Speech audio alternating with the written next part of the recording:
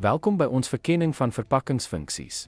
Verpakking gaan nie net oor die bevat van produkte nie. Dit speel 'n belangrike rol in beskerming, bevordering en nakoming om te verseker dat produkte effektief aan logistieke en regulatoriese behoeftes voldoen. Verpakking beskerm produkte teen fisiese skade en omgewingsfaktore tydens vervoer en berging. Dit verseker dat produkte ongeskonde en veilig bly vir verbruik, wat hul kwaliteit handhaaf en die rakleeftyd verleng. Deur 'n versperring teen vog, lig en lig te bied, behou verpakking produkgehalte. Hierdie funksie is noodsaaklik om doeltreffendheid en varsheid te handhaaf en te verseker dat verbruikers produkte in optimale toestand ontvang. Verpakking bied noodsaaklike inligting soos bestanddele en gebruiksaanwysings wat verbruikers help om ingeligte besluite te neem. Hierdie deursigtigheid is die sleutel tot korrekte produkgebruik en versterk verbruikers vertroue.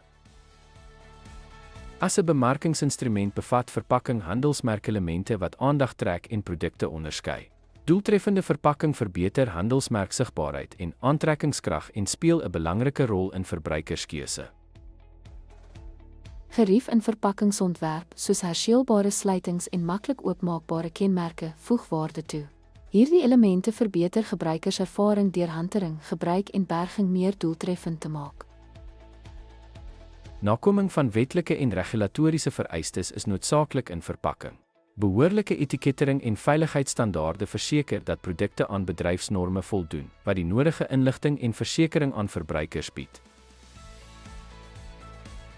Ten slotte, verpakking is 'n veelsidige komponent van produkbestuur. Dit beskerm, bewaar, inlig, bevorder en verseker nakoming en speel 'n integrale rol in produksukses en verbruikerstevredenheid.